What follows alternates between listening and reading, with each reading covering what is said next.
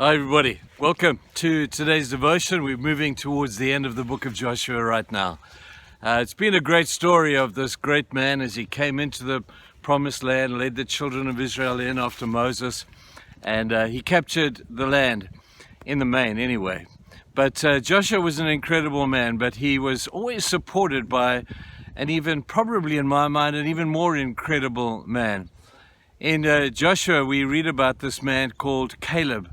Now, Caleb was one of the men that went into the land to spy out the land in Numbers chapter 14. And Caleb was the only man who came back with a positive report. He agreed with Joshua. He's not denying that there's giants in the land, but he was adamant that with faith in God and with God by their side and with God leading them in, there was no enemy ever that could stand before him. And so Joshua and Caleb and that entire generation of people that came out of Egypt were the only ones who really believed that God could give them the land. The rest did not. And that's why they wandered around in the wilderness for all of those years. But now we see Joshua and Caleb in the land of their dreams, the land that they had dreamt of. They were now there, and there were giants in the land. And they had to get rid of these giants. And so step by step, they fought the giants, they moved the giants out, they drove them out so that they could have the land that God had promised them. And Caleb stood by Joshua. But when they were settling the land out, it's so amazing. There was an area of ground called the hill country. And nobody wanted the hill country because tribe by tribe they had been distributed the land. And then Joshua said to the nation of Israel, does anybody want the hill country? And nobody wanted it because they knew that there were giants, substantial giants, who still lived in the hill country. Everybody was looking at the floor when they were distributing that piece of land until Caleb smiled and he said, hey Joshua, I'm 85 years old, but I have seen the hand of God. Give me the hill country. And everybody would have looked at Caleb and said, Caleb, you're crazy. You're an old man. You should be retiring right now. You haven't got long to go yourself. What do you mean you want the hill country? And then we read in Numbers 14 how God gave a beautiful compliment to this man Caleb. He said, I have found a man who thinks differently. Man, only 1 in a million will think like Caleb. You see, Caleb didn't see the enemy because he saw God. He didn't see how big the giants were because he saw how big God was. And as he said, I will take the hill country.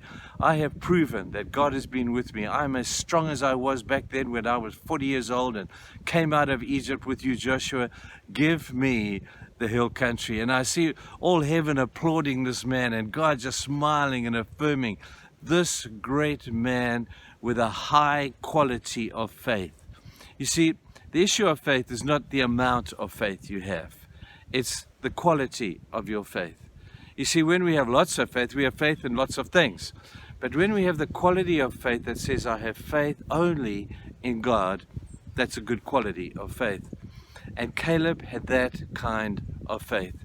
He said, I'm going to trust God. I will take the hill country. Give it to me. And he was adamant that God would be with him as he moved into the hill country. I'm going to tell you, people, when I get big, I want to be like Caleb. I want to be somebody who thinks differently. I want to be somebody who puts a smile on the face of God and says, that's my man.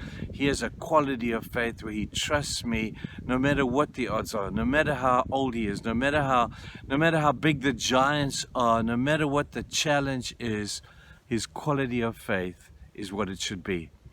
As a Norwegian Settlers Church, we want a faith like that. We want to be a Caleb church. We want to go into the area that nobody else wants to go.